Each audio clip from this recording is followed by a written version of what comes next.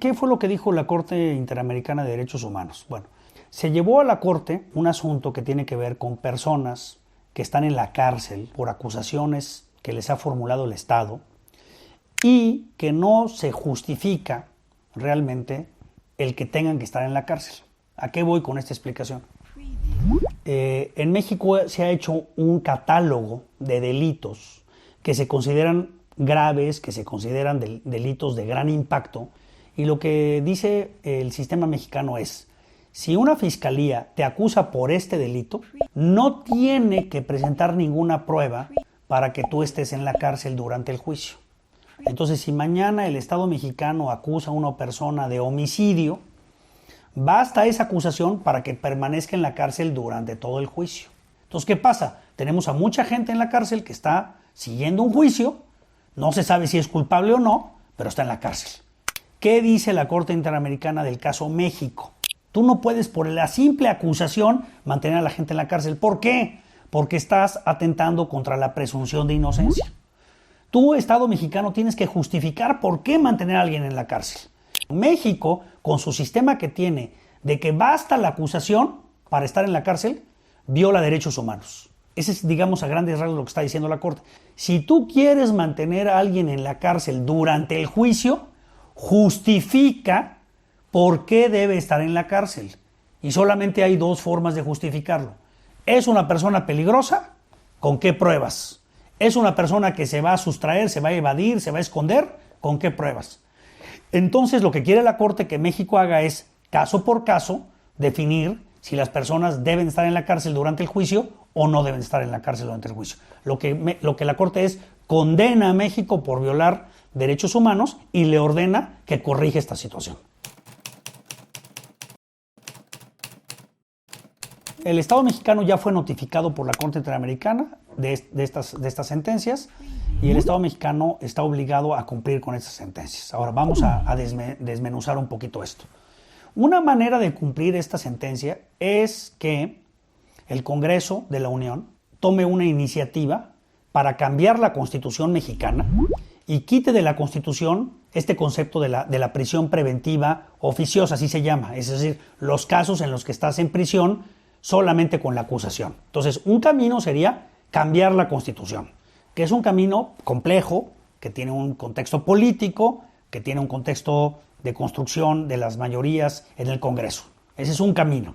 La otra ruta bien interesante es los jueces y las juezas mexicanas que están en materia penal, pues no tendrían por qué esperarse a que ese cambio suceda.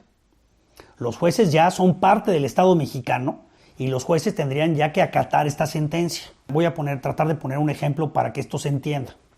Mañana el Estado, a través de la Fiscalía, acusa a una persona de cometer el delito de narcotráfico.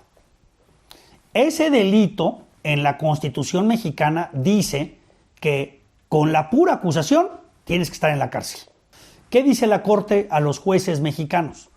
Tú recibes el caso, no atiendas a lo que dice tu Constitución, porque viola los derechos humanos, y tú analiza el caso y determina si se justifica que esa persona acusada de narcotráfico esté en la cárcel o no esté en la cárcel. ¿Es peligroso o no es peligroso? ¿Se va a evadir de la acción de la justicia o no se va a evadir? Y tu juez resuelve casuísticamente, ¿qué es esto? Caso por caso, si esa persona debe estar en la cárcel o no.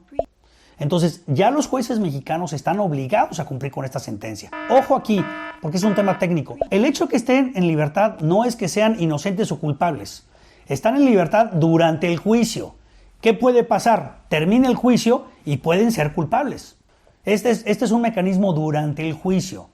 La cuestión es, para encarcelar gente durante el juicio hay que demostrar que se justifica privarlas de su libertad. Que se justifica. Si no se justifica, dejémoslas fuera del juicio. Cuando se les condene a la comisión de un delito, entonces sí, pueden entrar a la cárcel.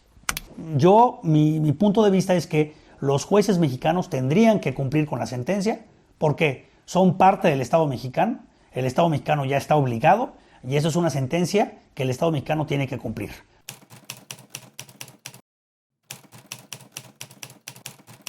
Los casos que llegaron a la Corte Interamericana son personas que estaban privados de su libertad por delitos de esta naturaleza, de prisión preventiva oficiosa, y que llevaban muchísimos años privados de su libertad sin que se les hubiera declarado culpables. Y entonces estos casos fueron avanzando, como en México no le resolvieron, fueron a la Corte Interamericana, que es una instancia internacional.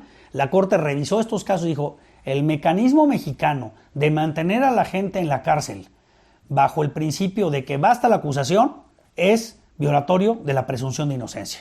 No puedes mantener gente en la cárcel porque son inocentes hasta que no se demuestre lo contrario, a menos de que me digas que son peligrosos o que pueden representar una afectación a la víctima o que se pueden sustraer de la acción de la justicia.